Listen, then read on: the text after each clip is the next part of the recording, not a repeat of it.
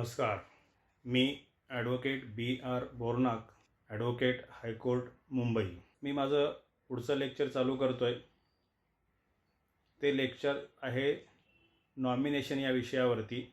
म्हणजे नॉमिनेशन काय आहे, नॉमिनेशन आपण कशासाठी करतो आणि जो नॉमिनेटर मेंबर असतो म्हणजे ज्यांनी नामनिर्देशन केलेलं असतं.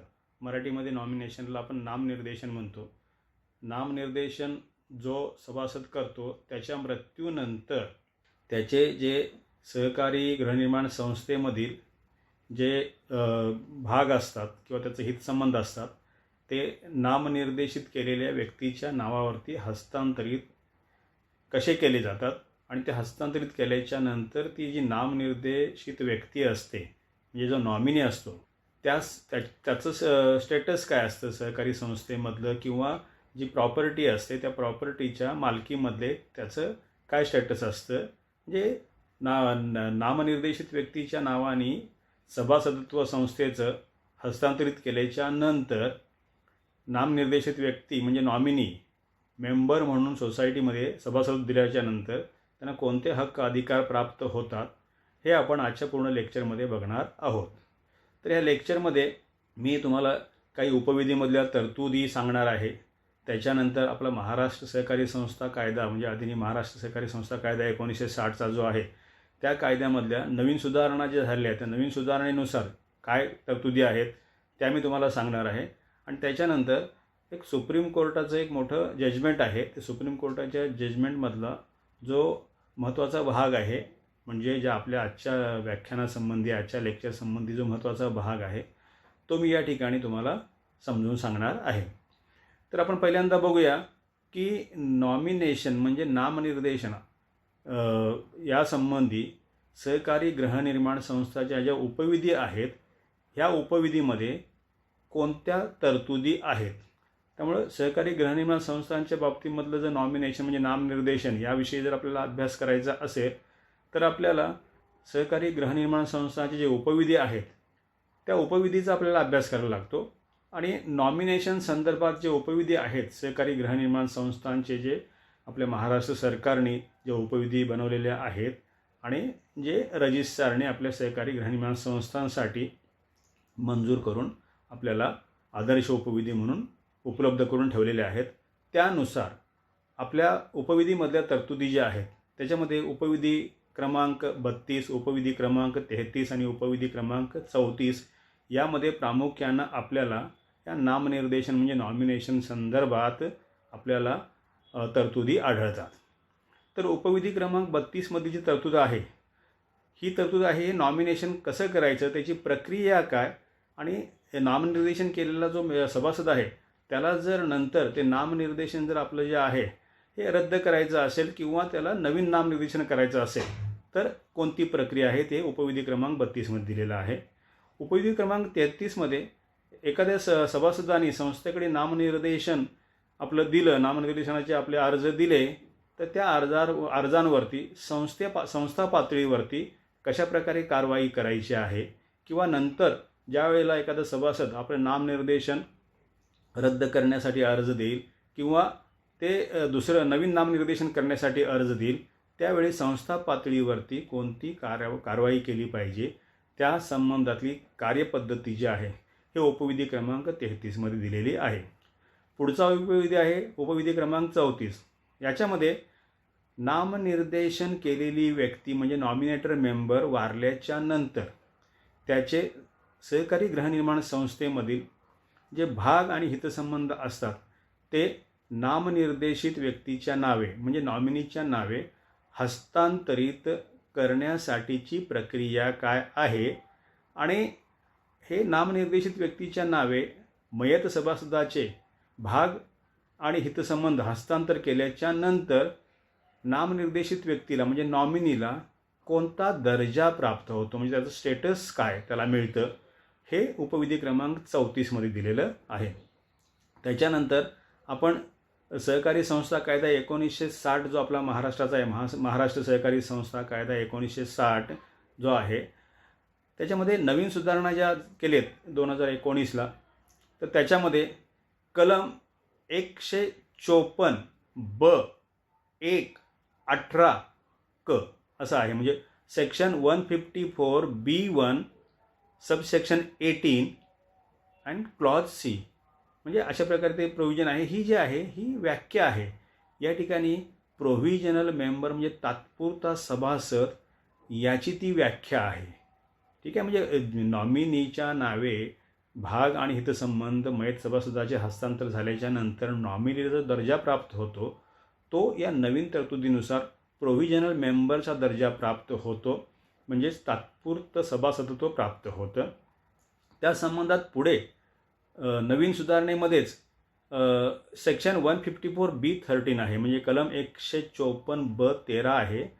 त्याच्यामध्ये हे एखादा सभासदाचा मृत्यू झाल्याच्या नंतर त्याचे जे संस्थेमधले भाग हितसंबंध वगैरे आहेत किंवा मालकी हक्क आहे वगैरे, हा कशा प्रकारे हस्तांतरित केला जातो, मृत्यूच्या नंतर सभासदाच्या मृत्यूनंतर तो कशा प्रकारे हस्तांतरित केला जातो या संबंधित तरतुदी आपल्याला नवीन जे सुधारणा आहेत कायद्यामधल्या त्याच्यामधल्या कलम 154B13 म्हणजे सेक्शन 154B13 मध्ये आपल्याला आढळून येतात. या ठिकाणी एक महत्त्वाची गोष्ट मी नमूद करतो की ह्याच्यापूर्वी महाराष्ट्र सहकारी कायदा 1960 मधलं कलम 30 जे आहे ते कलम 30 पण सहकारी गृहनिर्माण संस्थांना लागू होतं.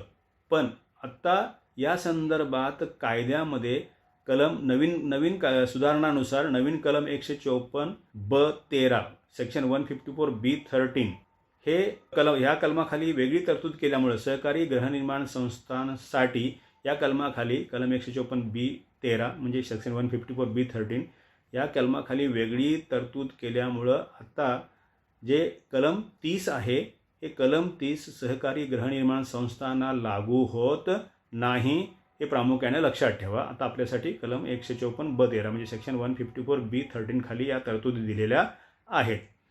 याच्यानंतर आपण बघणार आहोत पुढे सुप्रीम कोर्टाचं एक महत्त्वाचं जजमेंट आहे, त्या Indrani Wahi versus registrar of cooperative societies and others अशा प्रकारे सुप्रीम कोर्टाचं एक जजमेंट आहे. त्या जजमेंट संदर्भात पण आपण चर्चा करणार आहोत.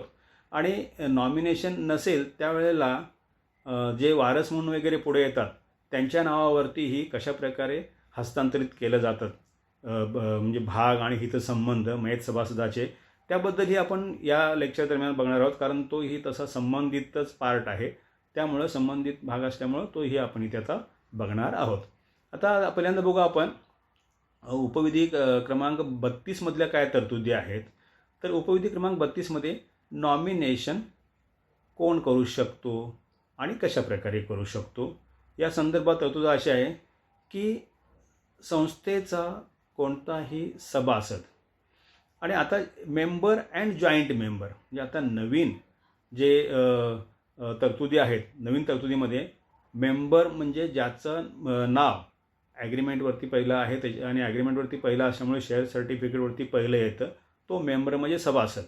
आणि दुसरा जो आहे जॉईंट मेंबर, जॉईंट मेंबर म्हणजे ज्याचं नाव ॲग्रीमेंटमध्ये 1 नंबरच्या नंतर नाव आहेत, म्हणजे ज्यांची पण नावं आहेत आणि शेअर सर्टिफिकेटला पण 1 नंबरच्या नंतर ज्यांची नावं आहेत, म्हणजे मालकी हक्क असल्यामुळं त्यांची नावं ॲग्रीमेंटला आहेत, ॲग्रीमेंटला त्यांची नावं आहेत म्हणून त्यांचा मालकी हक्क आहे. म्हणजे ते मालकी हक्कामध्ये पण त्यांची जॉईंट ओनरशिप आहे आणि शेअर सर्टिफिकेटलाही त्यांची नावं आहेत 1 नंबरच्या नंतर. त्यामुळे हे असे जे मेंबर आहेत हे जॉईंट मेंबर. तर मेंबर आणि जॉईंट मेंबर म्हणजे सभासद, त्याचा जो आहे सभासद आणि त्याच्यासोबत असणारे त्याचे जॉईंट मेंबर्स जे आहेत ते या ठिकाणी नॉमिनेशन करू शकतात, म्हणजे नामनिर्देशन करू शकतात. तर नामनिर्देशन कशा प्रकारे करायचं, तर नामनिर्देशन हे स्वहस्ताक्षरामध्ये प्रामुख्याने आता उपविधीमधील तरतुदीनुसार स्वहस्ताक्षरामध्ये केलं पाहिजे. आणि त्याच्यासाठी विहित नमुन्यातील जो अर्ज आहे म्हणजे प्रिस्क्राईब फॉर्म आहे, म्हणजे आपण जर बायलॉजमध्ये बघितलं, उपविधीमध्ये बघितलं तर त्या ठिकाणी अपेंडिक्स नंबर 14 आहे. तो जो अपेंडिक्स नंबर 14 ज्याला आपण नंबर 14 वगैरे असं म्हणू किंवा अपेंडिक्स नंबर 14 म्हणा, तर तो आहे तो वापरला जातो. तर त्याची बघू आपण त्याची प्रक्रिया आपण उपविधी क्रमांक 33 मध्ये क्लिअर कट बघू आपण त्याच्या बाबतीमध्ये. आता हे नॉमिनेशन करण्यापाठीमागचा पर्पज काय, म्हणजे उद्देश काय? तर उद्देश असा आहे की जी व्यक्ती नॉमिनेशन करते त्या व्यक्ती, म्हणजे ती व्यक्ती आपलं लिखित स्वरूपात संस्थेला एक आपली इच्छा देते की माझ्या मृत्यूनंतर माझे जे संस्थेमधले भाग आणि हितसंबंध आहेत ते मी ज्यांच्या नावाने नॉमिनेशन केलेलं आहे, म्हणजे ज्यांना मी नॉमिनी म्हणून अपॉइंट केलेलं आहे, नामनिर्देशित व्यक्ती म्हणून मी नेमलेलं आहे, त्या व्यक्तींच्या नावे हस्तांतरित करण्यात यावे. अशा प्रकारे त्यांनी संस्थेला जे दिलेलं ते एक त्याचं एक इंटेन्शन म्हणा किंवा इच्छा म्हणा संस्थेला लिखित स्वरूपात दिलेली आहे आणि ती प्रिस्क्राईब फॉर्ममध्ये असते. हा त्याच्या पाठीमागचा पर्पज आहे. म्हणजे मेंबरला, सभासदाला त्याच्या मृत्यूनंतर त्याचे हितसंबंध, भाग आणि हितसंबंध कुणाकडे जावेत हे तसं तो लिहून देतो. आता ह्याच्यामध्ये एक आहे की बऱ्याचशा वेळा सहकारी संस्थांमध्ये काय होतं की नॉमिनेशनची जी प्रक्रिया आहे उपविधी क्रमांक 33 प्रमाणे जी पार पाडली पाहिजे ती बऱ्याचशा संस्थेमध्ये पार पाडली जात नाही. आणि बऱ्याचशा वेळा काय होतं की नॉमिनेशन फॉर्म आपण संस्थेकडे देतो आणि ती संस्था ते नॉमिनेशन फॉर्मवरती पुढची कारवाई न करता आपल्याकडे सगळे म्हणजे 3चा सेट असतो, तो संच असतो 3 नॉमिनेशन फॉर्मचा, तो आपल्याकडेच ठेवून घेते, ॲक्नॉलेजमेंट वगैरे देते किंवा साधं काहीतरी लिहून देते. त्याच्यानंतर दुसरा जो फॉर्म आहे तो पण देत नाही. अशा प्रकारे म्हणजे माहिती नसल्यामुळं, व्यवस्थित माहिती नसल्यामुळं, म्हणजे अभाव आहे, माहितीचा अभाव आहे किंवा हे प्रक्रिया जी कशा प्रकारे करायला पाहिजे उपविधीमधली त्याच्या ज्ञानाचा अभाव असल्यामुळे ठिकाणी ते केलं जात नाही.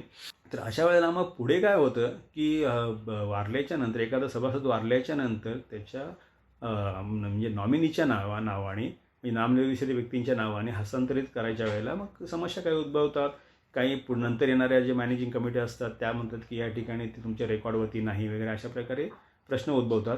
तर त्या ठिकाणी पण तरतूद अशी केलेली आहे की तुम्ही नॉमिनेशन फॉर्म एक वेळा सोसायटीला सबमिट केला आणि सोसायटीने तुम्हाला त्याचं तसं ॲक्नॉलेजमेंट पोच दिली की तुमचं नॉमिनेशन जे आहे सोसायटीने स्वीकारलेलं आहे आणि सभासदाच्या मृत्यूनंतर त्या नॉमिनेशन फॉर्मनुसार सोसायटीने पुढची कारवाई केली पाहिजे. हे संस्थेवरती बंधनकारक आहे. या सगळ्या तरतुदी तुम्हाला बायलॉ नंबर 32मध्ये मिळतात. त्याच्यानंतर बायलॉ नंबर 32मध्ये अजून एक तरतूद अशी केली आहे किंवा फीसाठी, म्हणजे तुम्ही जे संस्थेला ह्या संदर्भात फी तुम्ही द्यायची आहे ती किती द्यायची आहे. तर पहिलं नॉमिनेशन जे आहे, पहिलं नॉमिनेशन आपलं फ्री असतं. त्यासाठी संस्था कोणताही आपल्याकडून चार्ज घेऊ शकत नाही. पण त्याच्यानंतरचं नॉमिनेशन असेल, समजा तुम्हाला नॉमिनेशन रिवाईज करायचं असेल, पहिलं रद्द करून तुम्हाला दुसरं नॉमिनेशन द्यायचं, अशा प्रत्येक रिवाईज नॉमिनेशनला कारण तुम्ही तुमच्या आयुष्यामध्ये हे नॉमिनेशन जे आहे किती वेळा रिवाईज करू शकता. जिवंत आहात तोपर्यंत नॉमिनेशन तुम्ही किती वेळा रिवाईज करू शकता. तुमचं शेवटचं नॉमिनेशन जे आहे हे शेवटचं नॉमिनेशन संस्थेमध्ये ग्राह्य मानलं जाईल. त्यामुळं हे तुम्ही नॉमिनेशन बदली करू शकता. पहिलं नॉमिनेशन फ्री आहे, पण त्याच्यानंतर तुमचं प्रत्येक जे रिवाईज नॉमिनेशन जाईल, म्हणजे नवीन नॉमिनेशन जाईल, त्या प्रत्येक नॉमिनेशनला आत्ताचे बायलॉजनुसार जे काही चार्जेस आहेत ते आहेत प्रत्येक वेळा तुम्हाला 100 रुपये द्यायला लागतील संस्थेला. त्याच्यानंतर मग संस्था हे तुमचं रिवाईज नॉमिनेशन रेकॉर्डवरती आणेल. त्याच्यानंतर बायलॉ नंबर 32मध्ये पुढची तरतूद आहे हे नॉमिनेशनचं रिव्होकेशन, म्हणजे रद्द करायचं किंवा रिवाईज करायचं, म्हणजे नवीन नॉमिनेशन करायचं. त्याची प्रक्रिया कशी आहे, तर सभासदांनीच आपल्या हयातीमध्येच जर नॉमिनेशन रद्द करण्यासाठीचं पत्र दिलं तर ते त्याचं पहिलं नॉमिनेशन जे आहे, म्हणजे अगोदरचं नॉमिनेशन आहे ते रद्द समजण्यात येईल. किंवा त्यांनी रिवाईज करण्यासाठी नवीन नॉमिनेशन जरी दिलं, नवीन नॉमिनेशन फॉर्म्स जरी दिले, तर त्याच्या अगोदरचे, म्हणजे नवीन नॉमिनेशनचं फॉर्म दिल्याच्या नंतर त्याच्या अगोदरचे सगळे नॉमिनेशनचे फॉर्म्स त्याचे रद्द झाले असं समजलं जातं. त्यासाठी काय त्याला स्पेसिफिकली असं लिहून द्यायची गरज नाही. नवीन नॉमिनेशन दिलं म्हणजे त्यांनी त्या पूर्वीचे सगळे नॉमिनेशन्स काय केले, त्यांनी रद्द केले. या ठिकाणी तुम्हाला म्हणजे रिव्होक करायचं, म्हणजे रद्द करायचं असेल तरी तुम्हाला रायटिंगमध्ये लेटर द्यायला लागेल तुमच्या हस्ताक्षरामध्ये, आणि किंवा नवीन तुम्हाला करायचं असेल तर पुन्हा तुम्हाला दुसरे 3 फॉर्मचा सेट असं द्यायला लागेल प्रत्येक वेळेला. आणि त्याच्यानंतर मग संस्थेने ते काय करायचं आहे, उपविधी क्रमांक 33मधल्या तरतुदीनुसार ते संस्थेच्या नोंदीवरती आणायचं आहे, रेकॉर्डवरती आणायचं आहे. तर ही सगळी जी आहे ही बायलॉ नंबर 32मधल्या ह्या सगळ्या तरतुदी आहेत. त्याच्यानंतर उपविधी क्रमांक 33 जो आहे तो 33 आहे संदर्भात आहे तो रेकॉर्डिंग ऑफ नॉमिनेशन ऑर रिव्होकेशन और रिव्हिजन देअरऑफ म्हणजे संस्थेने तुमच्याकडून जे नामनिर्देशन म्हणजे नॉमिनेशन संस्थेला जे प्राप्त होतं ते संस्थेने रेकॉर्डवरती कशा प्रकारे आणायचं आहे त्याची प्रक्रिया या ठिकाणी सांगितलेली आहे. ती प्रक्रिया कशी आहे हे नॉमिनेशन रेकॉर्डवरती आणण्यासाठी. तर नॉमिनेशन फॉर्म जो आहे हा अपेंडिक्स 14 म्हणजे 14 क्रमांकचा जो फॉर्म आहे उपविधीमधला तो अपेंडिक्स 14 तुम्ही ट्रिप्लिकेट म्हणजे 3 प्रतीमध्ये द्यायचा आहे. आणि त्या 3 प्रती तुम्ही बघाल उपलब्ध आहेत बाजारामध्ये किंवा फेडरेशनच्या ऑफिसमध्ये वगैरे त्या बघाल तुम्ही. त्याच्यामध्ये पहिली प्रत आहे त्याच्यामध्ये पोच म्हणजे ॲक्नॉलेजमेंट असं लिहिलेलं असतं. दुसरी प्रत जी आहे ती मेंबरसाठी म्हणजे संस्थेमध्ये नॉमिनेशनची नोंद झाल्याच्या नंतर ती मेंबरसाठी दिली जाते. आणि तिसरी प्रत जी आहे ही सोसायटीची आहे, ही सोसायटीच्या दप्तरी तिकडे दाखल करून ठेवली जाते. तर प्रक्रिया कशी आहे की नॉमिनेशन फॉर्म तुम्ही जर तुम्ही जी फॉर्म माहिती भरायची आहे सभासद म्हणून हे तिन्ही फॉर्मवरती सारखीच माहिती भरायची आहे. सारखीच माहिती भरायची म्हणजे तुमचे पर्टिक्युलर्स, तुमचा फ्लॅट नंबर, तुमचं शेअर सर्टिफिकेट, तुमच्याकडे शेअर किती नंबरपासून किती नंबरपर्यंत आहेत, तुम्ही कुणाला नॉमिनेट करू इच्छिता, त्यांचे वय काय, त्यांचा तुमच्याशी संबंध काय, नातेसंबंध काय वगैरे. एखादा मायनर असेल त्या मायनरच्या ऐवजी तुम्हाला कोणतरी नॅचरल गार्डियन तुम्हाला कोणतरी नेमायला लागतो. अशा प्रकारे सगळं आहे. आणि त्याच्यापैकी तुम्ही कुणाला मेंबर म्हणून वगैरे नाव कुणाचं सुचवू इच्छिता वगैरे ह्या सगळ्या प्रती त्या ठिकाणी 2 विटनेस म्हणजे तुमची सही तारीख टाकायची आहे तेव्हा 2 विटनेस समोर तुम्हाला हे फॉर्म भरायचे आहेत. 2 विटनेस झाले त्याच्यानंतर पण त्या ठिकाणी तारीख टाकायची आहे. आणि अशा प्रकारे हा तुम्ही भरलेला फॉर्म जो आहे ते हे 3 प्रती ज्या आहेत या संस्थेकडे तुम्ही सादर करायच्या आहेत. संस्थेकडे तुम्ही ज्यावेळेस सादर करता त्यावेळी संस्थेने लगेच तुम्हाला त्याची पोच दिली पाहिजे. म्हणजे ॲक्नॉलेजमेंटचा जो नॉमिनेशन फॉर्म आहे तो दिला किंवा साधं दुसरं काहीतरी लिहून दिलं पोच तुमचे नॉमिनेशन फॉर्म मिळाले म्हणून ते सफिशियंट आहे. ते आता मगाशीच बघितलं आपण बायलॉ नंबर 32 नुसार की तुमचं नॉमिनेशन संस्थेला मान्य आहे, पोच झालं आहे संस्थेकडे आणि संस्थेने ते स्वीकारलं आहे हे त्याचं कन्क्लुजिव्ह इव्हिडन्स आहे. म्हणजे तो पुरावा आहे. म्हणजे ॲक्नॉलेजमेंट कशी द्यायची तो ॲक्नॉलेजमेंटचा जो पहिला नॉमिनेशनचा फॉर्म आहे खरं तर तो दिला पाहिजे संस्थेने सेक्रेटरीने सही करून. सेक्रेटरी किंवा तुमच्या नॉमिनेशन फॉर्म या ह्या सभासदाचा नॉमिनेशन फॉर्म मिळाला आणि त्यांनी आपली तारीख टाकून आपली सही करून ती जी ॲक्नॉलेजमेंटची कॉपी जी आहे म्हणजे पोच आहे ती त्या सभासदाला दिली पाहिजे. त्याच्यानंतर ज्या पुढच्या 2 प्रती राहतात त्या 2 प्रती त्यांनी पुढे लगेच जी येणारी मॅनेजिंग कमिटी मीटिंग आहे म्हणजे समितीची सभा आहे त्या मॅनेजिंग कमिटी मीटिंग समोर ठेवायचं आहे. म्हणजे जे काय त्या मॅनेजिंग कमिटी मीटिंगच्या अगोदर नॉमिनेशन फॉर्म्स येतील ते सगळे त्या मॅनेजिंग कमिटी मीटिंग समोर ठेवायचे आहेत. आणि मॅनेजिंग कमिटी मीटिंग समोर ठेवून बघा सोसायटी किंवा कमिटीनी नॉमिनेशन मंजूर करावं वगैरे असे कुठे नाही कारण ते संस्थेला बंधनकारक आहे. कारण नॉमिनेशन करणं हा सभासदाचा हक्क आहे, अधिकार आहे. संस्थेच्या मॅनेजिंग कमिटी मीटिंगमध्ये नॉमिनेशन रेकॉर्डवरती घेण्यासाठी फक्त ठेवलं जातं, मंजुरीसाठी नाही. कारण संस्था तुमचे नॉमिनेशन रिजेक्ट करू शकत नाही कारण तुम्ही सभासद आहात, तुम्हाला तो अधिकार कायद्याने दिलेला आहे आणि तो अधिकार संस्था नाकारू शकत नाही. त्यामुळे संस्था तुमचं नॉमिनेशन रिजेक्ट करू शकत नाही, नाकारू शकत नाही.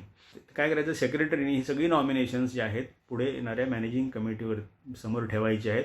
मॅनेजिंग कमिटी मीटिंगमध्ये ही सगळी नॉमिनेशन रेकॉर्डवरती आली असं जाहीर करायचं आहे. आणि त्याच्यानंतर 7 दिवसाच्या आतमध्ये म्हणजे ही जी मीटिंग होते मॅनेजिंग कमिटीची त्याच्यानंतर 7 दिवसाच्या आतमध्ये ही सगळी नॉमिनेशन रजिस्टरमध्ये एंट्री करायची आहेत, नोंद करायची आहे त्याची. आणि नॉमिनेशन रजिस्टरमध्ये नंबर असतो तो नंबर ह्या नॉमिनेशन फॉर्ममध्ये टाकायचा आहे. म्हणजे त्या ठिकाणी जो रिमार्क आहे संस्थेने मारायचा तो काय आहे की बाबा हा जो नॉमिनेशन फॉर्म आहे या तारखेच्या मॅनेजिंग कमिटी मीटिंगमध्ये रेकॉर्डवरती आणण्यासाठी सादर करण्यात आला आणि नॉमिनेशन रजिस्टरमध्ये म्हणजे नामनिर्देशनाचं जे रजिस्टर असेल नोंदवही असेल त्या नॉमिनेशन रजिस्टरमध्ये या सिरियल नंबरला या अनुक्रमांकाला कारण तिकडे सिरियल नंबर असतात या सिरियल नंबरला या अनुक्रमांकाला हा नॉमिनेशन फॉर्म जो आहे तो नॉमिनेशन रजिस्टरमध्ये त्याची नोंद करण्यात आली आहे. अशा प्रकारे तो रिमार्क आहे. म्हणजे या ठिकाणी त्या मोकळ्या जागा भरायच्या म्हणजे मॅनेजिंग कमिटीच्या मीटिंगची तारीख टाकायची आणि नॉमिनेशन रजिस्टरमध्ये तो किती तारखेला आणि कोणत्या सिरियल नंबरला तो त्याची नोंद केली गेली हे लिहायचं. आणि त्याच्यानंतर सेक्रेटरीने सही करायची, तारीख टाकायची आहे. आणि ही जी दुसरी प्रत आहे सभासदासाठी असणारी म्हणजे रिमार्क्स दुसरी प्रत जी आहे ती सभासदाला करायची सेक्रेटरीच्या सहीने परत करायची. आणि तिसरी जी प्रत आहे त्याच्यावरती सभासदाची सही घ्यायची. त्याच्यासाठी खाली एक कॉलम असतो की बाबा मला माझं जे डुप्लिकेट नॉमिनेशन आहे म्हणजे दुसरी प्रत जी आहे ज्याच्यावरती संस्थेने मारलं रिमार्क आहे ती मला मिळाली सभासदाकडून लिहून घेऊन ही तिसरी प्रत जी आहे ते लिहून घ्यायचं, त्याची तारीख टाकायची आणि ती तिसरी प्रत संस्थेच्या दप्तरी जतन करून ठेवायची. मी संस्थेच्या रेकॉर्डवरती ती जतन करून ठेवायची. या अशा प्रकारे ही उपविधी क्रमांक 33 जी आहे, उपविधी क्रमांक 33 मधल्या ह्या तरतुदी आहेत.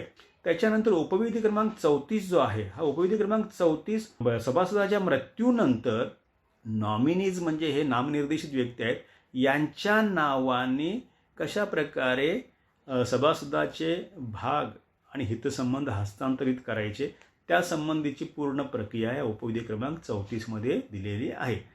तर काय आहे की एक सभासदाचा मृत्यू झाल्याच्या नंतर जे नॉमिनीज आहेत म्हणजे नामनिर्देशित व्यक्ती जे आहेत त्यांनी 6 महिन्याच्या आतमध्ये संस्थेशी संपर्क करायचा आहे की त्यांच्या नावाने त्या मयत सभासदाचे भाग आणि हितसंबंध हस्तांतरित करून घेण्यासाठी. तर 6 महिन्याचा कालावधी उपविधी दिलेला आहे. म्हणजे काय, संस्थेने 6 महिन्यानंतर आलेले फॉर्म विचारात घेऊ नयेत किंवा आलेले क्लेम विचारात घेऊ नये असं नाही. संस्था थोडीशी म्हणजे लिबरल संस्थेने राहावं. ठीक आहे. तर यावेळेला त्या नॉमिनीज ज्या आहेत, नॉमिनी किंवा नॉमिनीज जे आहेत जे नामनिर्देशित व्यक्ती आहेत, त्यांनी कोणकोणती कागदपत्र संस्थेला सादर करायची आहेत. तर त्याच्यामध्ये एक जे आहे त्या मयत सभासदाचं डेथ सर्टिफिकेट, म्हणजे त्याचा मृत्यू झाला, मृत्यू दाखला आपण त्याला म्हणू मराठीमध्ये. तर डेथ सर्टिफिकेट हे संस्थेला व त्याचा मृत्यू झाला हे कळवण्यासाठी त्याला डेथ सर्टिफिकेट अगोदर केलं असेल सादर तर ठीक आहे, तुम्ही यावेळी करू शकताय. तुम्ही सगळे डॉक्युमेंट सादर करणार त्याच्यासोबत की डेथ सर्टिफिकेट, मयत सभासदाचा डेथ सर्टिफिकेटची एक प्रत म्हणजे कॉपी. त्याच्यानंतर नॉमिनेशन फॉर्म म्हणजे अपेंडिक्स नंबर 14चा जो तुम्हाला रिमार्क्ससह जो परत केला होता सभासदाला, तो फॉर्म जो आहे त्याची जी प्रत आहे त्याची प्रत जी आहे ही संस्थेला तुम्ही सादर केली पाहिजे. त्याच्यानंतर ओरिजिनल शेअर सर्टिफिकेट सादर केलं पाहिजे, कारण ओरिजिनल शेअर सर्टिफिकेटवरती तुम्हाला तुमचं नाव सभासद म्हणून सोडवून घ्यायचं असतं, म्हणून ओरिजिनल शेअर सर्टिफिकेट सादर केलं पाहिजे. त्याच्यानंतर अपेंडिक्स नंबर 15 किंवा अपेंडिक्स नंबर 1 हे जे 15 किंवा 1 जो आहे उपविधीमधले, हे सगळे उपविधीमधले नंबर आहेत. हे जे आहेत हे सभासदत्वासाठी अर्ज आहे. जर म्हणजे ही नॉमिनी व्यक्ती जी आहे ही जर सुज्ञ असेल आणि त्याचं म्हणजे साऊंड माइंड असेल, म्हणजे म्हणजे ते काय वेडी वगैरे नसेल, तर अपेंडिक्स नंबर 15 सादर करायचा आहे. आणि जर ही नॉमिनी जी आहे म्हणजे नामनिर्देशित व्यक्ती जी आहे ही अज्ञान असेल, म्हणजे 18 वर्षापेक्षा कमी वय असेल किंवा अनसाऊंड माइंड असेल, त्यावेळेला हे अपेंडिक्स नंबर 1 सादर करायचं आहे. म्हणजे अपेंडिक्स नंबर 15 किंवा अपेंडिक्स नंबर 1. आता अपेंडिक्स नंबर 15 अर्थात जी नॉमिनी आहे ती स्वतःच सही करेल त्याच्यावरती आणि भरेल तो, कारण का ती सज्ञान आहे आणि साऊंड माइंड आहे.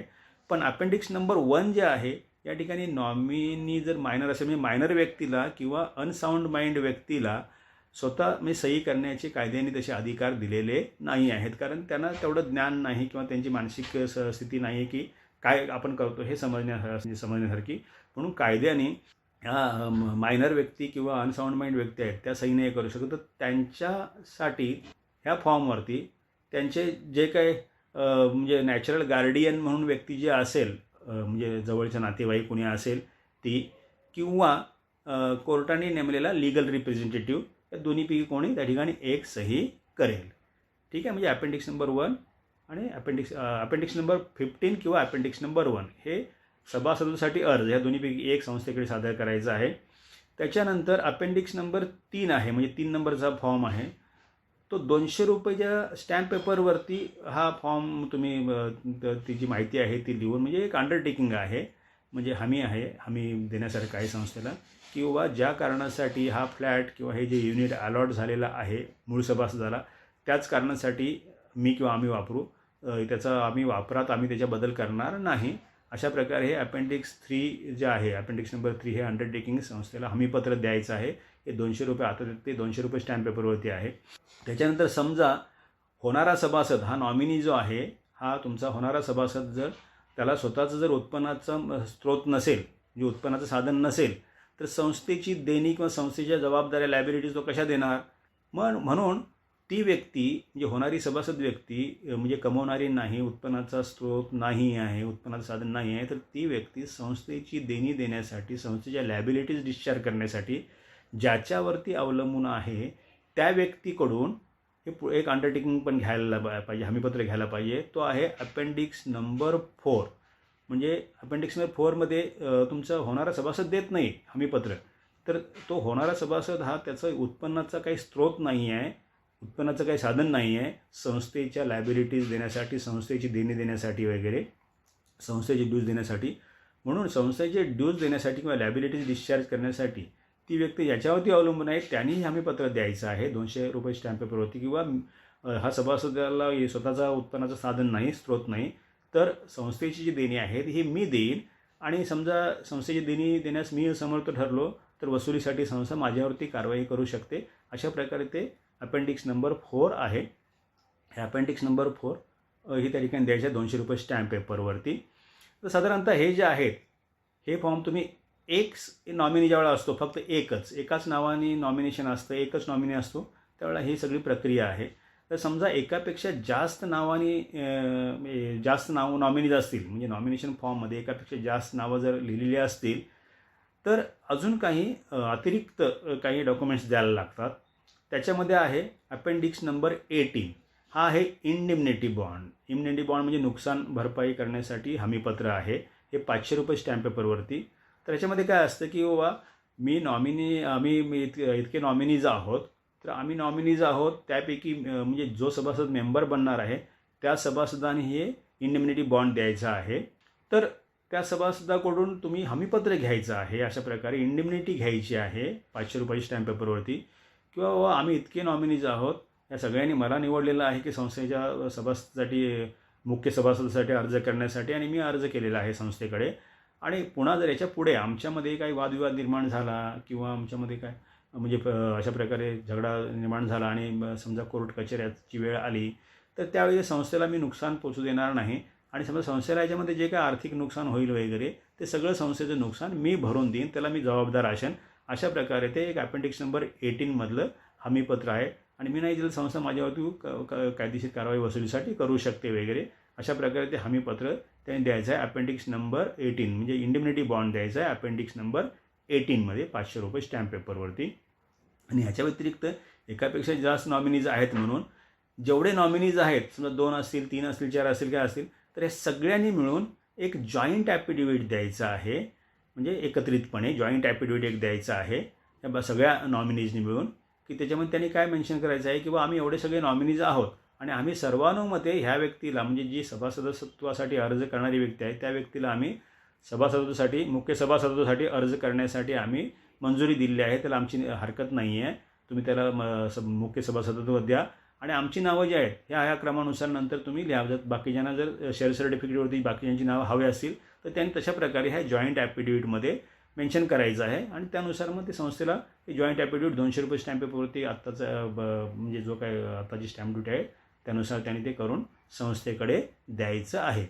म्हणजे हे 2 रिक्वायरमेंट आहेत, म्हणजे अपेंडिक्स नंबर 18 आणि जॉईंट ॲफिडेव्हिट. हे एकापेक्षा जास्त नॉमिनीज असतील तर, बाकीचे सिंगल नॉमिनीचे आहेत. आणि एकापेक्षा जास्त नॉमिनी असतील तर तेही आले आणि हे ॲडिशनली आले. अशी कागदपत्र द्यायची आहे संस्थेकडे. आणि ह्याच्या व्यतिरिक्त पेमेंट किती करायचं आहे संस्थेला नॉमिनी किंवा नॉमिनीच्या नावाने हस्तांतरण करण्यासाठी, तर संस्थेला एक एंट्रन्स फी म्हणजे प्रवेश फी, म्हणजे नॉमिनीला नवीन मेंबरशिप द्यायची आहे म्हणून त्याला एंट्रन्स फी आहे. जितक्या लोकांना रेकॉर्डवरती यायचं आहे शेअर सर्टिफिकेटवरती, तर त्या पर पर्सन ₹100 तुम्हाला एंट्रन्स फी द्यायला लागेल. कारण तुम्ही एक एंट्री देत आहे त्याला 100, म्हणजे एकापेक्षा जास्त लोकांना मेंबरशिप त्या ठिकाणी देत आहे, तर शेअर सर्टिफिकेट ते आणताय, तर प्रत्येकाला तुम्ही ₹100 संस्थेने घ्यायचे आहेत एंट्रन्स फी, म्हणजे प्रवेश फीच्या माध्यमातून. तर ही झाली प्रक्रिया की कशाप्रकारे कोणकोणते डॉक्युमेंट्स सबमिट करून कशाप्रकारे संस्था काय करू शकते, हे हस्तांतरित करू शकते. हे सगळे मिळाल्याच्यानंतर संस्थेने काय करायचं आहे, त्याच्यानंतर येणारी जी मॅनेजिंग कमिटी मीटिंग आहे त्या मीटिंगसमोर ठेवायचं. मॅनेजिंग कमिटी मीटिंगसमोर हे सगळे जे आलेले डॉक्युमेंट्स आहेत ते ठेवायचे आणि सगळे डॉक्युमेंट्स स्क्रुटिनी करून सगळं जर योग्य असेल तर हे जे नॉमिनी किंवा नॉमिनीज आहेत त्यांच्या नावे मयत सभासदाचे भाग आणि हितसंबंध हस्तांतरित करायचे आहेत. ही प्रक्रिया आहे. आणि त्यावेळी मग शेअर सर्टिफिकेट त्यांची नावं नोंद करून त्यांना शेअर सर्टिफिकेट परत द्यायचं आहे आणि त्याच्यानंतर त्यांना कळवायचं आहे की बाबा तुम्ही आता काय करू शकता की सभासद तुमच्या नावाने हस्तांतरित झालेलं आहे आणि तुम्हाला सभासदाचे म्हणजे जे हक्क आहेत हे प्राप्त होतात, तुम्ही ते आता उपभोगू शकता. ठीक आहे. अशा प्रकारे एक अपेंडिक्स नंबर 26 म्हणून बायोलॉजीमध्ये आहे, तर त्यामध्ये तुम्ही देऊ शकता लिहून ते. आता यामध्ये मुख्य भाग असा आहे की या बायलॉ नंबर 34 म्हणजे उपविधी क्रमांक 34च्या खाली एक नोट आहे. ती नोट अतिशय महत्त्वाची आहे. ही नोट जी आहे ती हा नॉमिनी मेंबर जो आहे, जे नॉमिनेशनच्या बेसिसवरती ज्याला सभासद मिळालेलं आहे, मेंबरशिप मिळालेली आहे, त्याचा दर्जा काय, त्याचं स्टेटस काय त्या नोटमध्ये अधोरेखित होतं. तर या ठिकाणी ते काय म्हटलेलं आहे बघा, हे की अशा प्रकारे म्हणजे नामनिर्देशनाच्या बेसिसवरती म्हणजे नॉमिनेशनच्या बेसिसवरती ज्याला मेंबरशिप मिळते ती व्यक्ती जो फ्लॅट आहे किंवा तो जो युनिट आहे तो इन ट्रस्ट होल्ड करेल, म्हणजे एक विश्वासू म्हणून तो होल्ड करेल, तो सांभाळेल. आणि जोपर्यंत सगळे लिगल हेअर्स म्हणजे कायदेशीर वारस जोपर्यंत सगळे रेकॉर्डवरती येत नाहीत तोपर्यंत तो एक ट्रस्टी म्हणून तो फ्लॅट किंवा युनिट सांभाळेल. जोपर्यंत सगळे कायदेशीर वारस, कायदेशीर प्रक्रिया म्हणजे सक्सेशन वगैरे जे आहे हे असं ती सगळी प्रक्रिया पार पाडून जोपर्यंत हे सगळे लिगल हेअर्स रेकॉर्डवरती येत नाही तोपर्यंत ही नॉमिनी जी व्यक्ती आहे ती नॉमिनी व्यक्ती हा जो फ्लॅट किंवा युनिट आहे हा इन ट्रस्ट होल्ड करेल, म्हणजे एक ट्रस्टी म्हणून होल्ड करेल. आणि त्याला तोपर्यंत म्हणजे त्या फ्लॅट संदर्भातला कोणताही मालकी हक्काचा अधिकार प्राप्त होणार नाही. लक्षात ठेवा, मालकी हक्काचा कोणताही अधिकार प्राप्त होणार नाही. आणि त्याला कोणताही थर्ड पार्टी इंटरेस्ट क्रिएट करता येणार नाही, याचाच अर्थ विकता येणार नाही किंवा त्याला अजून दुसऱ्या कोणत्याही मार्गाने थर्ड पार्टी इंटरेस्ट क्रिएट करता येणार नाही किंवा इतर कोणत्याही प्रकारे फ्लॅटचं हस्तांतरण करता येणार नाही, असा स्पष्ट उल्लेख आहे या ठिकाणी. त्यामुळं जर कोणी असं समजत असेल की बाबा मी नॉमिनेशन केलं म्हणजे ह्या माझ्या मुलाला किंवा माझ्या मुलीला मी माझ्या मृत्यूनंतर त्याचा मालकी हक्क मिळेल, तर तो तुमचा निव्वळ गैरसमज आहे, तो दूर करून घ्या. कारण नॉमिनेशन करता हे फक्त तुमचं संस्थेमधले शेअर्स आहेत, भाग हितसंबंध संस्थेमधले आहेत. फक्त संस्था स्थापन झाल्याच्या नंतर तुम्ही जे घेतलेत ते फक्त संस्थेमधले भाग हितसंबंध त्या नॉमिनीच्या नावाने हस्तांतरित होतात. मालकी हक्क हस्तांतरित होत नाही. मालकी हक्क हस्तांतरणासाठी आपल्याकडे ट्रान्सफर ऑफ प्रॉपर्टी ॲक्ट आहे, त्यानुसार मालकी हक्काचं हस्तांतरण होतं. Maharashtra cooperative societies act 1960 Maharashtra सहकारी संस्था 1960 किंवा उपविधीमधून प्रमाणे मालकी हक्काचं हस्तांतरण होत नाही, हे लक्षात ठेवा. की नॉमिनेशनमुळं नॉमिनी जो कोणी असेल त्याला मालकी हक्क मिळत नाही. तो ट्रस्टी म्हणून फ्लॅट होल्ड करेल जोपर्यंत सगळे लिगल हेअर्स रेकॉर्डवरती येत नाहीत तोपर्यंत. हे सगळ्यांनी लक्षात ठेवायला हवं. पुढचा जो आहे, ज्यावेळी नॉमिनेशन नसेल, बायलॉ नंबर 35 पण तुम्हाला या ठिकाणी घेतो. जर नॉमिनेशन नसेल तर वारस म्हणून ज्या व्यक्ती क्लेम करतात त्यांनी पुढे आलं पाहिजे किंवा संस्थेने तशा प्रकारे प्रयत्न केले पाहिजे. ह्याला कोण क्लेमंट आहेत वगैरे वारस म्हणून क्लेम करणारे, तर ती प्रक्रिया काय बघू. ज्यावेळी नॉमिनेशन नसेल किंवा नॉमिनी कोणी पुढेच येत नाही असं असेल तर संस्थेला पण काय कारवाई करायला लागेल. तर ही पूर्ण प्रक्रिया कशी आहे बघा या ठिकाणी. म्हणजे नॉमिनेशन ज्या वेळेला नसेल त्यावेळेला उपविधी क्रमांक 35 प्रमाणे जी व्यक्ती हेअर म्हणजे वारस म्हणून क्लेम करतील किंवा संस्थेला वाटेल की ही वारस आहेत, तर ती जी हस्तांतरणाची प्रक्रिया आहे भाग आणि हितसंबंध ती काय ही उपविधी क्रमांक 35 मध्ये दिलेली आहे.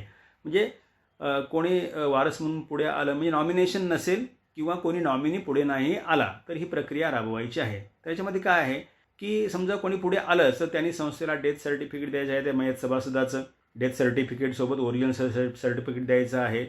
आणि ह्या प्रक्रियेमध्ये संस्थेने काय करायचं आहे की कोणी पुढे आला किंवा नाही जरी आला तरी संस्थेने एक अपेंडिक्स नंबर 16 मध्ये एक पब्लिक नोटीसचा नमुना आहे. त्या नमुन्यामध्ये पब्लिक नोटीस 2 लोकल न्यूजपेपरमध्ये पब्लिश करायची आहे. आणि त्याच्यामध्ये ज्यांचे हितसंबंध आहेत त्या मयत सभासदाच्या भाग आणि संस्थेमधल्या हितसंबंधामध्ये ज्यांचा इंटरेस्ट आहे किंवा ज्यांचा क्लेम आहे त्यांच्याकडून क्लेम्स त्यांचे मागवायचे आणि त्यासाठी एक ठराविक कालावधी द्यायचा. अशा प्रकारे नोटीस संस्थेच्या नोटीस बोर्डवरती लावायची. आणि तो जो दिलेला कालावधी आहे, तुम्ही काय 15 दिवस 20 दिवस जो काय तो संपल्याच्या नंतर मग संस्थेने काय करायचं, संस्था पातळीवरती पुढे हे हस्तांतरणासाठीची प्रक्रिया राबवायची आहे. तर पुढे म्हणजे ही पब्लिक नोटीसची फॉर्मॅलिटी झाल्याच्यानंतर पुढे कोणकोणते फॉर्म्स किंवा कोणकोणते डॉक्युमेंट्स संस्थेकडे आले पाहिजेत क्लेम करणाऱ्या लोकांकडून, तर त्या ठिकाणी एक अपेंडिक्स नंबर 17 जो आहे किंवा अपेंडिक्स नंबर 1, तर अपेंडिक्स नंबर 17 किंवा अपेंडिक्स नंबर 1 जे आहे हे ॲप्लिकेशन फॉर मेंबरशिप आहे, म्हणजे सभासदत्वासाठी अर्ज आहे. तर अपेंडिक्स नंबर 17 कोण देईल? जर तो सज्ञान असेल आणि साऊंड माइंड असेल तर तो स्वतःच सही करून टाकून देईल, सगळं स्वतःच भरून वगैरे देईल. आणि पुन्हा अपेंडिक्स नंबर 1 जो आहे, जर तो येणारा क्लेम करणारी व्यक्ती जी आहे ती समजा मी ज्याच्या तर्फे क्लेम केला गेलेला आहे किंवा वारस जो आहे तो समजा संस्थेच्या नजरेतून एकमेव वारस वगैरे कोणी असेल आणि ती जर व्यक्ती अज्ञान असेल आणि किंवा अनसाऊंड माइंड असेल तर अशा वेळेला ते अपेंडिक्स नंबर 1 भरून द्यायचा आहे आणि तो अर्थात नॅचरल गार्डियन किंवा लिगल रिप्रेझेंटेटिव्ह सही करेल. तर हे सभासदत्वासाठी अर्ज करायचा आहे. पुढे या ठिकाणी मात्र जो इंडिम्निटी बॉन्ड आहे या ठिकाणी मॅन्डेटरी आहे, अ मस्ट, म्हणजे एक क्लेमंट असू देत, हेअर म्हणून किंवा अनेक असू देत, एक जरी असेल तर या ठिकाणी इंडिम्निटी बॉन्ड घ्यायचाच. कारण का या ठिकाणी थोडं संस्थेने जास्त काळजी घ्यायची आहे. कारण आत्ता एक आहे क्लेम करतोय, पण बाकी नंतर येऊ शकतात कोणी, कारण हे काय नॉमिनेशन नाही आहे, संस्थेला माहीत नाही की एक्झॅक्ट त्यांचे क्लेमंट्स किती आहेत वगैरे. म्हणून संस्थेने अशा प्रकारे अपेंडिक्स नंबर 19मध्ये तो एक इंडिम्निटी बॉन्ड घ्यायचा आहे ₹500 स्टॅम्प पेपरवरती. त्याच्यामध्ये हेच किंवा आता मी क्लेम करतोय आणि ह्याच्यानंतर जर कोणी नॉमिनी पुढे आला किंवा कोणी वारस पुढे आला किंवा कोणी क्लेमंट पुढे आला की जी मयत व्यक्ती आहे त्याच्यामार्फत जर कोणी क्लेमंट वगैरे पुढे आला तर त्याच्या भाग आणि हितसंबंधामध्ये क्लेम करण्यासाठी, तर की संस्थेला मी त्याची काही म्हणजे नुकसान होऊ देणार नाही. जे काय वादावाद होईल किंवा लिटिगेशन होईल, म्हणजे कोर्ट कचेऱ्या ज्या काय केल्या जातील त्या ठिकाणी संस्थेला जो काय खर्च येईल तो सगळा खर्च मी भरेन, संस्थेला मी सुरक्षित ठेवेन, संस्थेला कोणत्याही प्रकारचं नुकसान मी होऊ देणार नाही आणि झालंच तर मी ते भरून देईन किंवा संस्था माझ्याकडून वसूल करून घेऊ शकते. अशा प्रकारे ते अपेंडिक्स 19मध्ये तो इंडिम्निटी बॉन्ड ₹500 स्टॅम्प पेपरवरती घ्यायचा आहे. या ठिकाणी एक जरी क्लेमंट असेल तरीही घ्यायचा आहे, एक असेल अनेक असेल. नॉमिनेशनमध्ये कसं होतं एकापेक्षा जास्त असेल तरच घ्यायचा होता इंडिम्निटी बॉन्ड अपेंडिक्स 18मध्ये, इथे नाही, इथे मस्ट अपेंडिक्स 19 हा आवश्यकच आहे. त्याच्यानंतर पुन्हा इथे आला बघा अपेंडिक्स नंबर 3 ₹200 स्टॅम्प पेपरवरती, म्हणजे ज्या पर्पजसाठी फ्लॅट किंवा युनिट अलॉट झालेला आहे त्या पर्पजसाठीच मी वापरेन. अशा प्रकारे जो तुमचा होणारा सभासद आहे त्याच्याकडून ते अंडरटेकिंग घ्यायचं आहे.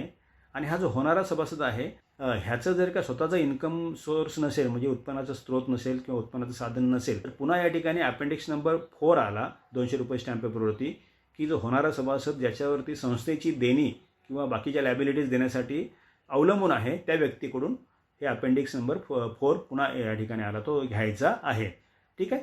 तर हे सगळे काय आलं की हे नॉर्मल कोर्समध्ये एवढे सगळे फॉर्म तुम्हाला ही प्रक्रिया करायची आहे पब्लिक नोटीस. या ठिकाणी एकापेक्षा जास्त जर क्लेम करणारे लोक असतील वारस म्हणून, तर संस्थेने ॲडिशनल डॉक्युमेंट जे घ्यायचे आहे ते म्हणजे जॉईंट ॲफिडेव्हिट. या ठिकाणी ॲडिशनल डॉक्युमेंट एकापेक्षा जास्त जर क्लेमंट्स असतील किंवा वारस म्हणून क्लेम करणारे लोक असतील तर जॉईंट ॲफिडेव्हिट घ्यायचं आहे. आणि हे जॉईंट ॲफिडेव्हिट ₹200 स्टॅम्प पेपरवरती सगळ्यांकडून एकत्रित घ्यायचं आहे ते. त्याच्यामध्ये किंवा आम्ही सगळे वारस म्हणून आमचा क्लेम आहे याच्यावरती आणि आम्ही आमच्यापैकी ह्या व्यक्तीला सभासदासाठी आम्ही आमचं ना हरकत देतो, त्याला तुम्ही सभासद करून घ्या आणि बाकी आमची नावं तुम्ही अशा क्रमाने शेअर सर्टिफिकेटवरती लिहा वगैरे अशा प्रकारे. आणि आमच्यामध्ये काय पुढे समजा वादविवाद निर्माण झाले वगैरे किंवा अजून कुणी काय क्लेम केला त्याला आम्ही जबाबदार असू, संस्थेला काय नुकसान होईल ते आम्ही भरून देऊ. अशा प्रकारे ते एक जॉईंट ॲफिडेव्हिट द्यायचं आहे ह्या एकापेक्षा जास्त क्लेमंट्स असतील त्याने.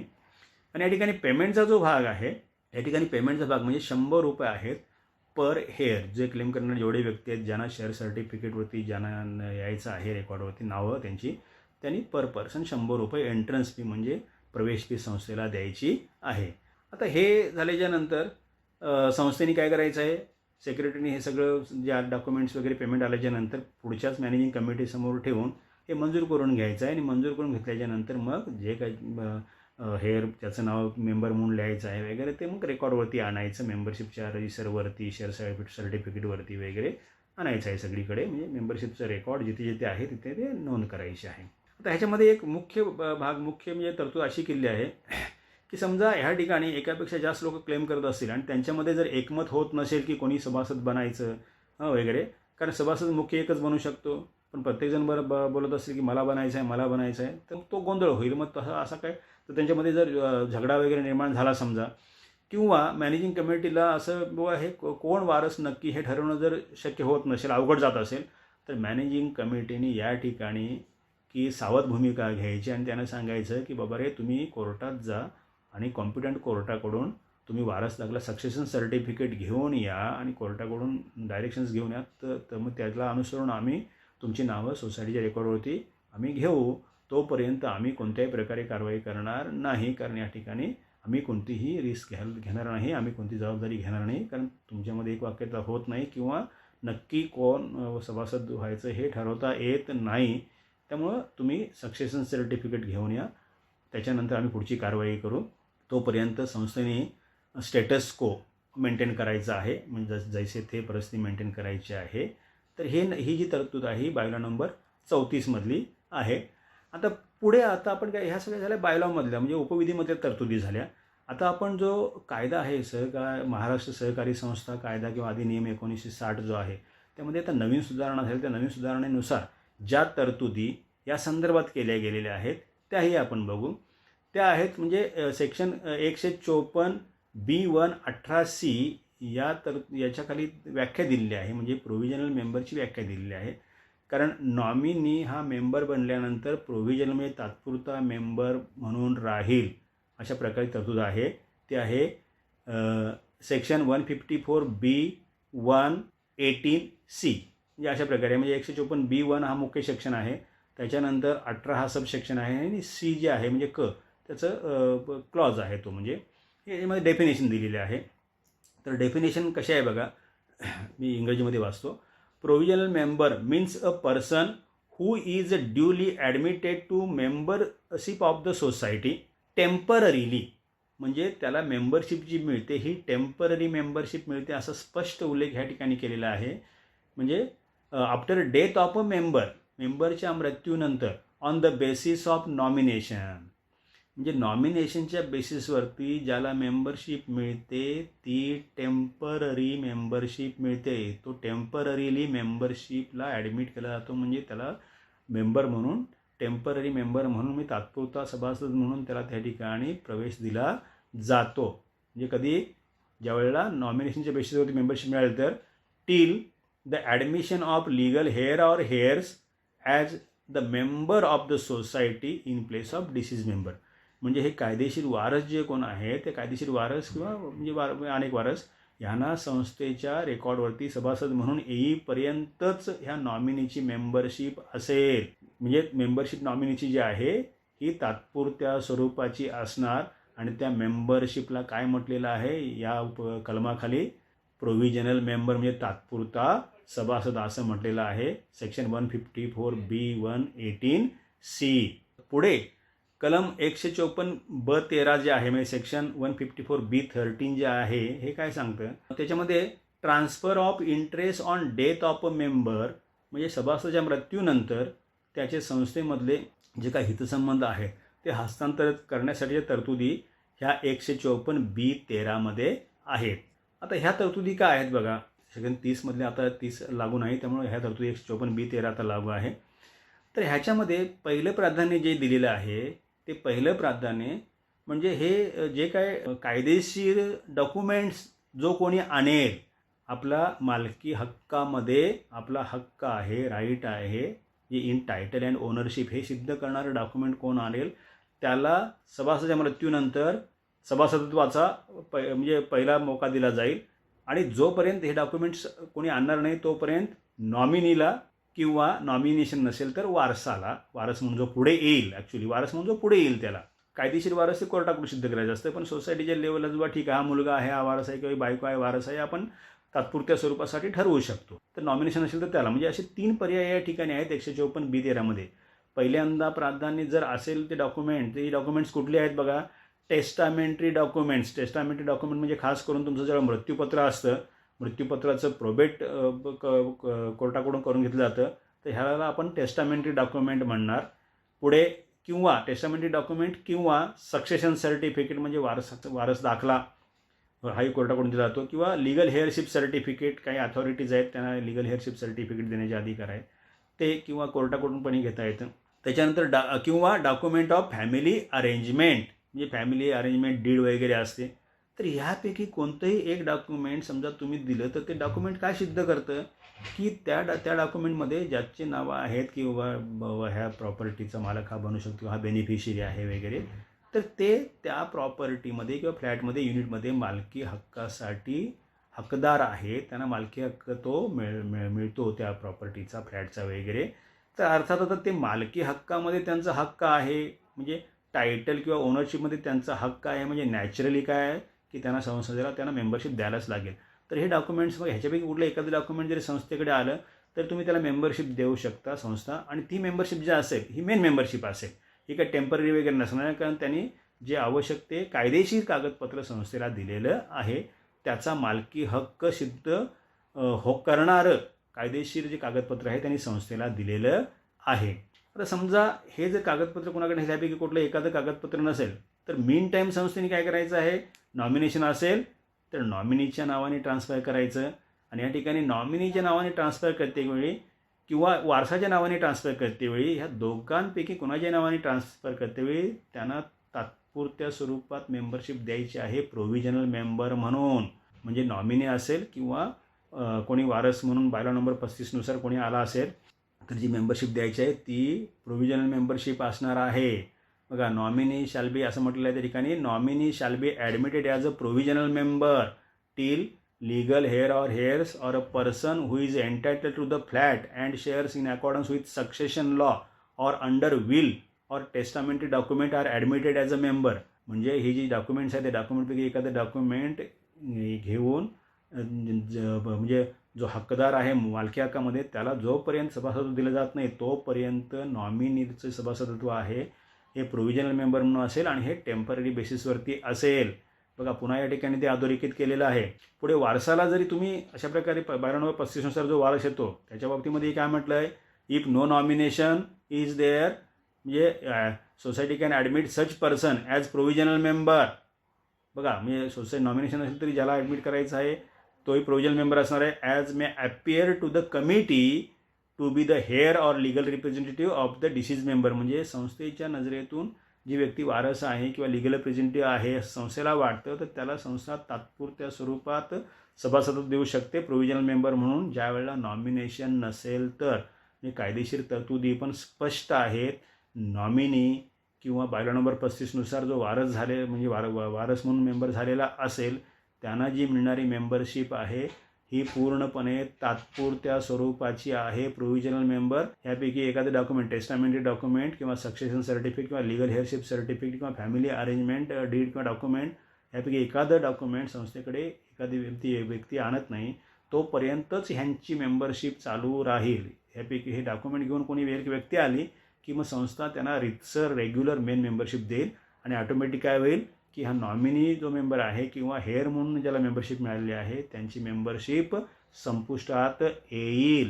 म्हणजे तोपर्यंत त्यांची मेंबरशिप म्हणून पुन्हा एकदा लक्षात ठेवा, नॉमिनेशन किंवा हेअरशिपच्या बेसिसवरती जी मिळणारी मेंबरशिप आहे ती मालकी हक्क देत नाही आणि ती कायमस्वरूपाची मेंबरशिप नव्हे, ही तात्पुरत्या स्वरूपाची आहे आणि मालकी हक्काशी त्याचा काहीही संबंध नाही.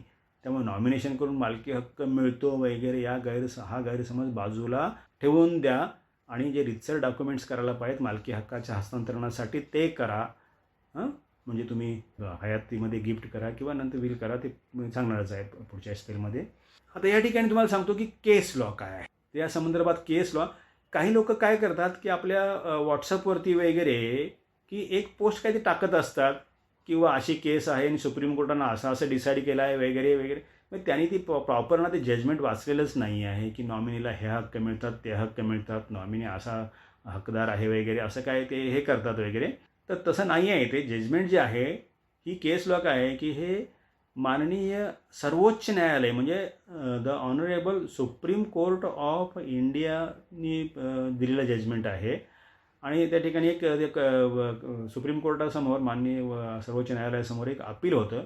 अपील क्रमांक आहे 4646 ऑफ 2006, म्हणजे 4646 सालचं जे अपील आहे 4646 त्या अपीलचा नंबर आहे.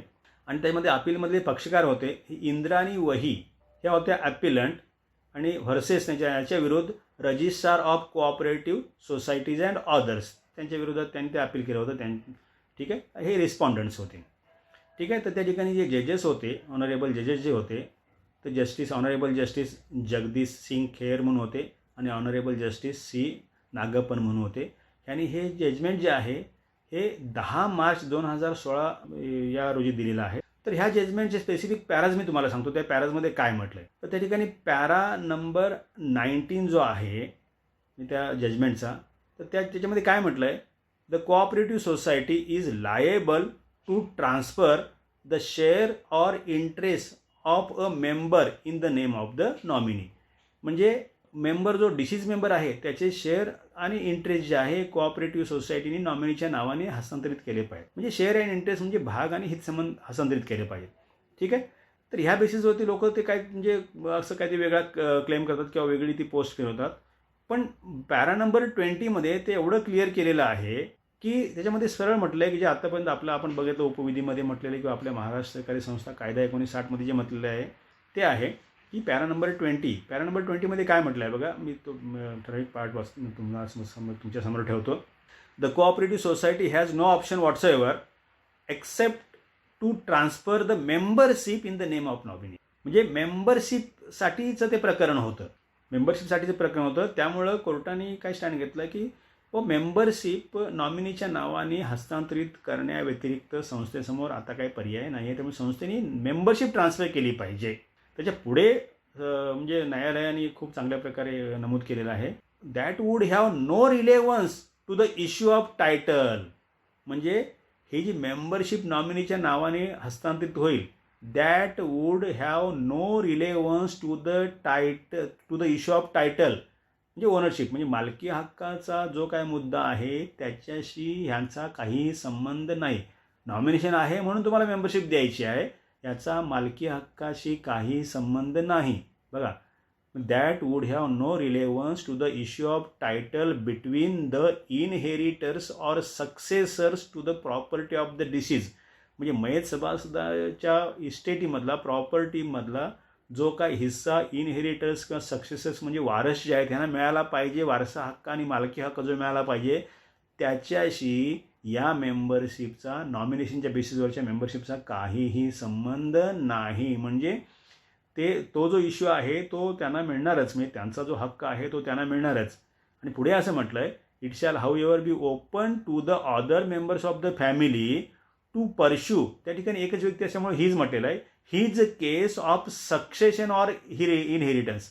म्हणजे दुसरी जी व्यक्ती क्लेमंट आहे, दुसरी व्यक्ती जी क्लेम करते त्याला आपली केस आहे सक्सेशन ऑर इनहेरिटन्स म्हणजे वारसा हक्काचा जो कायदा आहे त्या कायद्याखाली आपली जी केस आहे ती केस त्याला पुढे कोर्टात घेऊन जाण्याची पूर्ण मुभा आहे त्या सभासदाला, if he is so advised in consonance with law. म्हणजे कायद्यानुसार त्याला जर जायचं असेल कुठल्या कोर्टामध्ये आपला मालकी हक्क सिद्ध करण्यासाठी तर त्या मालकी हक्काखाली तो जाऊ शकतो.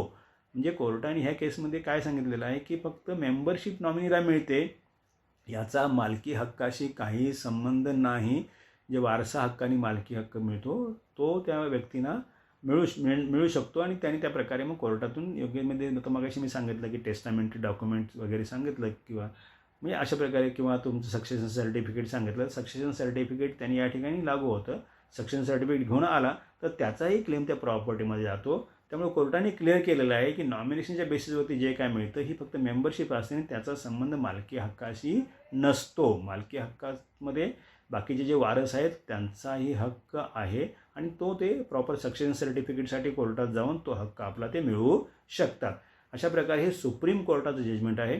त्यामुळं याबाबतीत सुप्रीम कोर्टाने क्लिअर केलेलं आहे की नॉमिनेशनच्या बेसिसवरती जे काय मिळते ही मेंबरशिप मिळते. आता आपण ह्या सगळ्याचा म्हणजे उपविधीमधली तरतूद जी आहे म्हणजे बायला नंबर 34च्या खाली खास करून जी नोट आहे किंवा आपला जो कायदा आहे Maharashtra cooperative societies act 1960 amendment आहे, त्या अमेंडमेंटमधला सेक्शन 154B1(18)C जो आहे म्हणजे 18 क आहे मराठीमध्ये बोलायचं झालं तर, इंग्लिशमध्ये 154B1(18)C असा आहे आणि दुसरा सेक्शन जो आहे 154B13 जो आहे म्हणजे 154B13 जो आहे B13 154B13 मराठीमध्ये आपल्याला बोलायचं तर ह्यामधल्या तरतुदी किंवा सुप्रीम कोर्ट म्हणजे उपविधीमधली ती नोट बायला नंबर 34मधली ती नोट किंवा कायद्यामधल्या ह्या तरतुदी आणि हे सुप्रीम कोर्टचं जजमेंट याच्या आधारावर आपण म्हणजे काय कन्क्लूड करू शकतो की nominee is a person who is duly admitted as a member of a society temporarily after death of a member on the basis of nomination till the admission of legal heir or heirs as a member of the society in place of deceased member. म्हणजे नॉमिनीला जे सभासदत्व मिळतं हे temporary असतं जोपर्यंत जे कायदेशीर वारस वगैरे आहेत, वारसा हक्क दाखला किंवा टेस्टामेंटरी डॉक्युमेंट जी लिस्ट आहे त्यापैकी एखादं डॉक्युमेंट ते घेऊन येत नाहीत तोपर्यंतच त्याला मेंबरशिप मिळते. ती टेम्पररी स्वरूपाची असते, तात्पुरत्या स्वरूपाची असते. जर एखादी डॉक्युमेंट्सपैकी एखादं डॉक्युमेंट कोणी घेऊन आला तर नॉमिनीची मेंबरशिप संपुष्टात येईल. म्हणजे स्वतः नॉमिनी जरी घेऊन आला तर त्याची टेम्पररी मेंबरशिप संपुष्टात येईल आणि त्याला परमनंट मेंबरशिप किंवा मेन मेंबरशिप मिळेल. म्हणजे बाय दॅट टाईम नॉमिनेशनच्या बेसिसवर जी मेंबरशिप आहे ही टेम्पररी आहे. मालकी हक्कामध्ये कोणताही अधिकार नाही. किंवा आपण असं म्हणू शकतो की nominee shall be admitted as a provisional member till legal heir or heirs or a person who is entitled to the flat and shares in accordance with succession law or under will or testamentary document are admitted as member of the society. म्हणजे nominee जो असतो हा provisional member म्हणून, temporary member म्हणून admit केला जातो जोपर्यंत एखादी व्यक्ती कुठले एखादं टेस्टामेंटरी डॉक्युमेंट किंवा विल किंवा बाकी सक्सेशन सर्टिफिकेट वगैरे कुठलंही असं एखादं डॉक्युमेंट ती आणत नाही तोपर्यंतच त्या नॉमिनीला टेम्पररी मेंबरशिप, प्रोव्हिजनल मेंबरशिप मिळते, मालकी हक्क मिळत नाही. आणि अजून in case of acquiring membership on the basis of nomination such member shall hold the flat unit in trust till all the legal heirs are brought on record. म्हणजे membership nomination बेसिसवर मिळाल्याच्या नंतर ती व्यक्ती तो फ्लॅट युनिट जो आहे ती मेंबरशिप त्याला जी आहे ही टेम्पररी आहे आणि तो फ्लॅट जो आहे युनिट आहे म्हणजे तो अंडर ट्रस्ट तो होल्ड करेल ॲज अ ट्रस्टी कधीपर्यंत till all the legal heirs are brought on record and shall not have the right to ownership. आणि त्याला ओनरशिप मालकी हक्क नसेल, त्याला टायटल किंवा ओनरशिपमध्ये त्याला त्याचा अधिकार नसेल. And shall not create third party interest, third party interest create करू शकत नाही किंवा दुसऱ्या कुठल्याही प्रकारचं एलिनेशन तो फ्लॅटवरती क्रिएट करू शकत नाही. तर या सगळ्यावरून आपण एक कन्क्लूड करू शकतो किंवा हे आता सिद्ध झालेलं आहे की नॉमिनेशनच्या बेसिसवरती मेंबरशिप जी मिळते ती मेंबरशिप मालकी हक्क देत नाही. ती मेंबरशिप तात्पुरत्या स्वरूपाची असते. जोपर्यंत मालकी हक्कासाठी आवश्यक ते दस्तऐवज सादर एखादी व्यक्ती करत नाही तोपर्यंतच ती मेंबरशिप असते आणि तात्पुरत्या स्वरूपाची मेंबरशिप असते. त्याचा मालकी हक्काशी काहीही संबंध नसतो. नॉमिनीला कोणत्याही प्रकारे फ्लॅट किंवा युनिट किंवा प्रॉपर्टीमध्ये मालकी हक्क मिळत नाही. त्यामुळे हे सगळ्यांनी लक्षात ठेवा की नॉमिनेशन ज्यावेळी करता त्यावेळी नॉमिनेशन हे तुमच्या नॉमिनीला मालकी हक्क देत नाही. तर ह्याऐवजी तुमच्यासमोर पर्याय काय आहेत? जर तुम्ही तुमच्या हयातीमध्ये जर तुमचं कोण डिअर वन असतील किंवा मुलगा मुलगी पत्नी वगैरे ह्यांना जर तुम्हाला मालकी हक्कच द्यायचा असेल तर तुमच्या हयातीमध्येच द्यायचा असेल, तुम्हाला ते बघायचं असेल किंवा माझा मुलगा किंवा मुलगी या माझ्या फ्लॅटची मालक बनलेली आहे तर it is best way to execute a gift deed. म्हणजे बक्षीसपत्र गिफ्ट डीड करणं हे अतिशय चांगलं. तुमच्या हयातीमध्ये तुम्ही काय करता त्या फ्लॅटची किंवा त्या युनिटची मालकी ओनरशिप जी आहे तुम्ही तुमचे जे काय प्रिय व्यक्ती आहे मुलगा मुलगी किंवा ज्याला तुम्हाला द्यायचं आहे त्याला तुम्ही देऊ शकताय गिफ्ट डीड. किंवा असं तुम्हाला वाटत असेल किंवा आपण आपल्या हयातीमध्ये नको द्यायला पण आपल्या मृत्यूनंतर ही जी माझा फ्लॅट आहे किंवा माझी प्रॉपर्टी आहे किंवा युनिट आहे हे माझ्या ह्या मुलाला मिळालं पाहिजे, मुलीला मिळालं पाहिजे किंवा बायकोच्या नावाने झालं पाहिजे तुमच्या मृत्यूच्या नंतर, असं जर तुम्हाला वाटत असेल आणि गिफ्ट डीड करणं तुम्ही थोडंसं ते रिस्की समजत असाल, सेपर साईडला जाऊन तुम्हाला करायचं असेल तर तुम्ही मृत्यूपत्र करा, विल करा आणि त्या विलमध्ये तुमची एक एक प्रॉपर्टी कोणाला मिळाली पाहिजे हे मेन्शन करा. वकिलाचा सल्ला घ्या तर तुम्हाला ते विल तुम्हाला बनवून दिलं जाईल. तर म्हणजे हयातीमध्ये असेल तर गिफ्ट डीड करा किंवा तुमच्या मृत्यूनंतर तुम्हाला मालकी हक्क एखाद्या व्यक्तीला द्यायचा असेल तुमच्या म्हणजे घरातल्या व्यक्तीला तर तुम्ही तसं मृत्यूपत्र करा आणि ह्या डॉक्युमेंटच्या आधारे जे मिळणारं म्हणजे हक्क आहे अधिकार आहेत ते मालकी हक्क असतील. आणि हे जर तुम्ही केलं नाही तर मग वारसा हक्क दाखल्यासाठी वगैरे म्हणजे succession certificate, legal heirship certificate किंवा नंतर मग सगळ्यांनी मिळून फॅमिली अरेंजमेंट डीड वगैरे एक्झिक्यूट करायला लागेल, तो नंतरचा भाग आहे, ते लोक ठरवतील. पण तुम्ही जर तुमच्यातर्फे जर तुम्हाला काय करायचं असेल तर नॉमिनेशन करून मी अमक्या एका बाबा माझ्या डिअर वनला किंवा म्हणजे मुलाला किंवा मुलीला जर मी मालकी हक्क देतोय असं जर तुमचा समज असेल तर तो गैरसमज आहे. नॉमिनेशन हे फक्त तात्पुरती मृत्यूच्या नंतर तात्पुरती मेंबरशिप देण्यासाठी आहे. मालकी हक्काशी त्याचा काहीही संबंध नाही. त्यामुळं हे आता तुमच्यावरती आहे.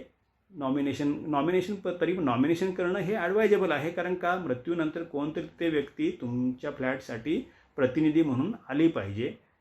नाहीतर तुम्ही मग गिफ्ट डीड करा, तुमच्या हयातीमध्ये तुमचा हक्क सोडून द्या, किंवा विल करा. मृत्यूनंतर त्या विलच्या बेसिसवरती जे कोण तुमचा मुलगा मुलगी कोणी असेल वगैरे पत्नी, त्यांना त्या ठिकाणी सभासदत्व मिळेल.